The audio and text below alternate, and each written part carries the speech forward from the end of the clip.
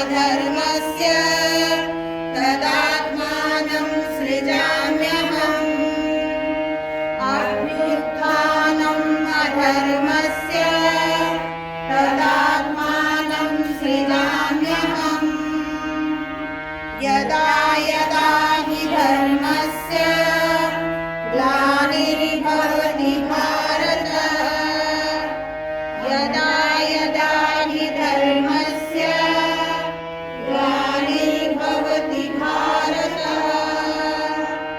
अभ्युत्थानम् अधर्मस्य तदात्मानं सृजाम्यहम्।